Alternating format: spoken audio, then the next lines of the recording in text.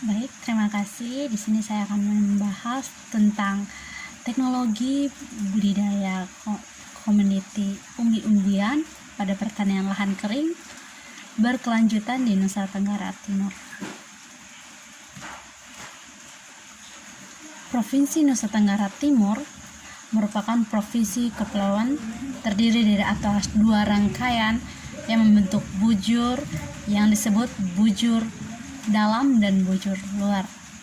Bujur dalam terdiri dari Pulau Flores, pulau-pulau di sebelah barat dan timur yang kesemuanya merupakan pulau-pulau vulkanik, sedangkan bujur luar terdiri dari pulau-pulau Sumba, Sabu, Rote, Ndau, Timor yang semuanya non-vulkanik. Selanjutnya kita akan melihat iklim di NTT dipengaruhi oleh angin musim barat dan angin musim timur. Bantuan induk, iklim dan topografi menentukan keadaan tanah di suatu wilayah.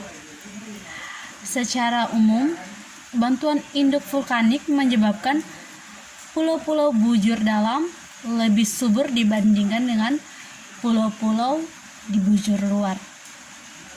Masyarakat Nusa Tenggara Timur umumnya mengonsumsi pangan lokal seperti jagung, umbi-umbian,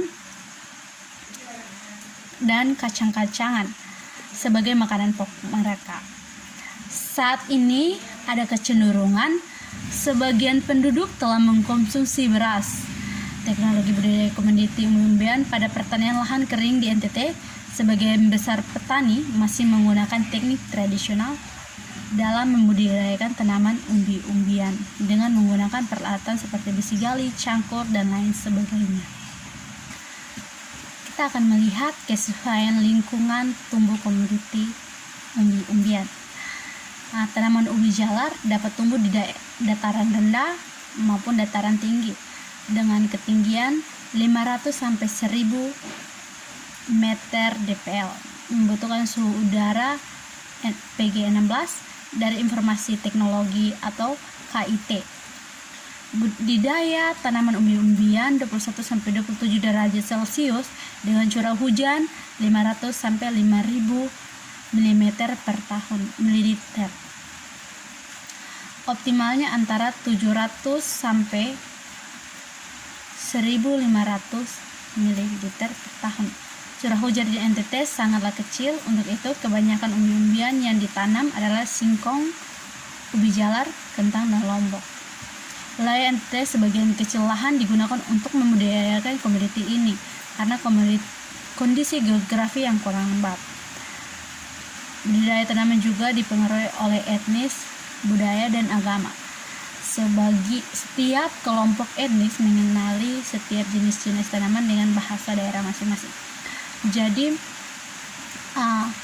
di daerah NTT ini terdapat banyak sekali nama-nama lokal yang digunakan oleh masyarakat NTT. Untuk itu banyak sekali nama lokal yang berada di NTT. Kalau singkong disebut di NTT adalah ubi kayu. Selanjutnya kalau ubi jalar disebut dengan ubi petatas. Masih banyak lagi daerah dengan masing-masing bahasanya. Dan itu yang seperti saya sudah jelaskan pertama di bagian pendahuluan itu, kondisi NTT wilayah geografinya kurang baik karena sebagian pulaunya kurang subur seperti yang saya sudah jelaskan di pendahuluan yang tadi. Selanjutnya kita akan melihat potensi dan pengembangan komoditi umbi-umbian dalam pembangunan pertanian lahan kering di Nusa Tenggara Timur. Sejauh ini potensi dan pengembangan komoditi umbi-umbian dalam pembangunan pertanian lahan kering di NTT belum relatif. Masyarakat di Nusa Tenggara Timur umumnya mengonsumsi pangan lokal, seperti yang tadi saya sudah jelaskan dari pertama. seperti umbi-umbian. Sebagian penduduk mengkonsumsi beras, tapi itu di daerah perkotaan. Kalau masih di daerah kampung, daerah-daerah bagian luar dari kota, itu mereka kebanyakan mengkonsumsi pangan lokal seperti jagung, umbi-umbian, kacang-kacangan seperti itu. Melimpahnya ubi kayu maupun ubi jalar di NTT juga perlu dilakukan antisipasi seperti mengolahnya sebagai tepung, sehingga pemanfaatan lebih luas dan dapat disimpan lebih lama. Kalau kita tidak melakukannya, maka hama, tikus bisa menyerang umbi-umbian tersebut, sehingga harus dikembangkan dan bisa dilestarikan. Selanjutnya kita akan melihat, ini ada data yang saya ambil. Ini tabel produktivitas tanaman pangan jagung, padi, ubi jalar, dan ubi kayu Provinsi Nusa Tenggara Timur tahun 2011. Yang pertama ada kabupaten kota, itu padi kering, gabah kering, beras, jagung biji, ubi jalar, ubi segar, ubi kayu, ubi segar. Kita bisa melihat bahwa dalam umbi-umbian yang berada di NTT ini masih jauh dari nasional, sehingga belum mencapai target dari nasional. Kita bisa melihat ubi jalar itu di Timur Tengah Selatan itu 8,18, sedangkan di Timur Utara itu 8,36, sedangkan NTT keseluruhannya itu cuma 8,22. Sedangkan kalau standar nasional itu 12,33, jadi masih jauh di atas mencapai standar nasional ini. Kita juga bisa melihat ubi kayu. Ya, ini sumbernya saya ambil dari BPS Provinsi Nusa Tenggara Timur 2012 untuk data Provinsi NTT dan BPS untuk data Indonesia. Selanjutnya kita akan melihat teknologi budidaya tanaman umbi-umbian dalam kerangka meningkatkan kualitas maupun kuantitas. Secara umum,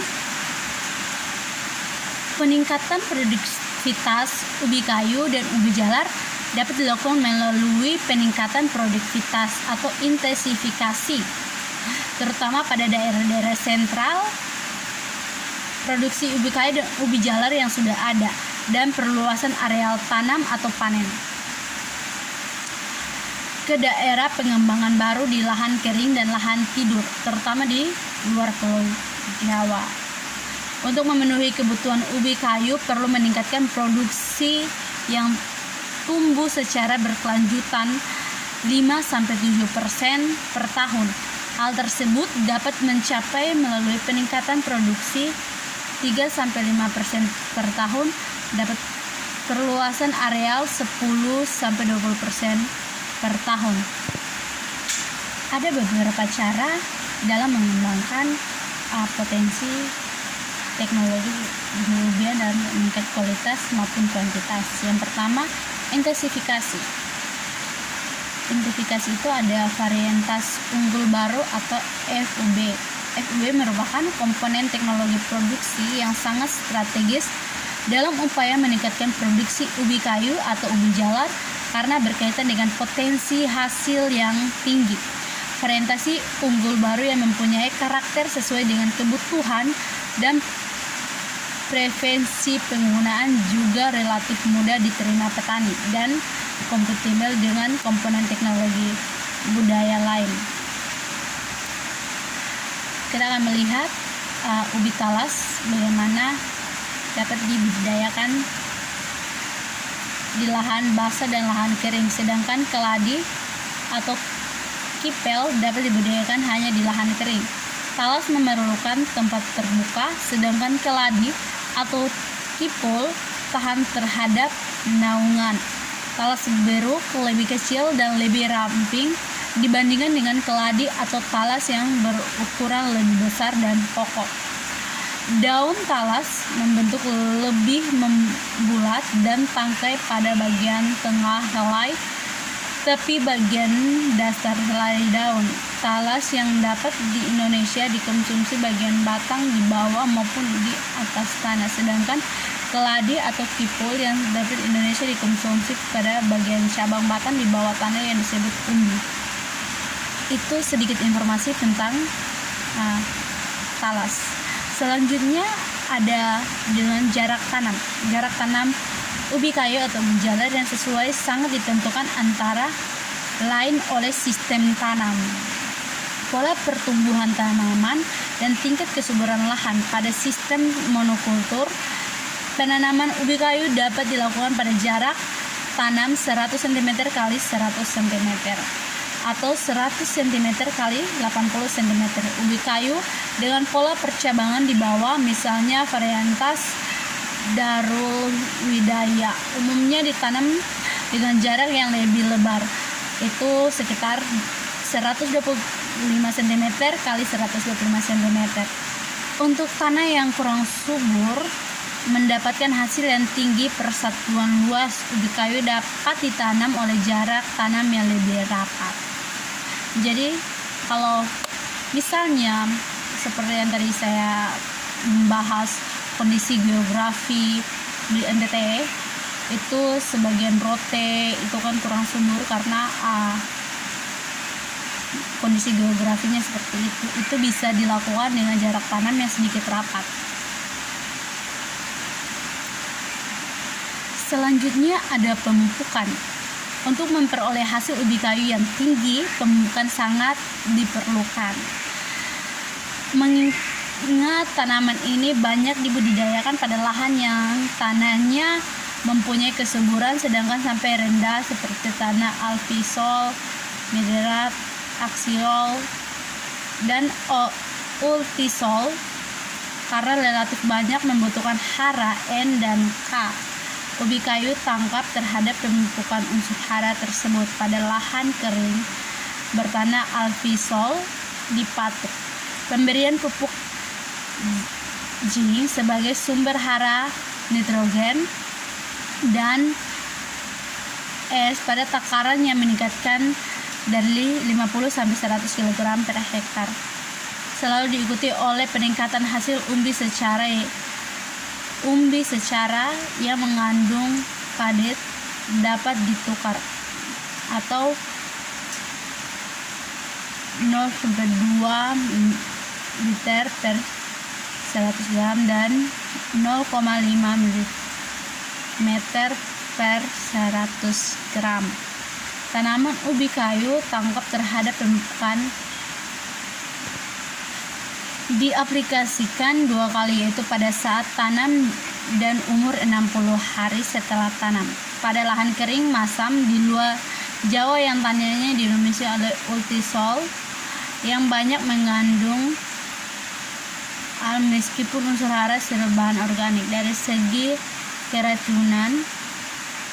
Jadi dalam seperti geografinya kurang, itu bisa melakukan pemupukan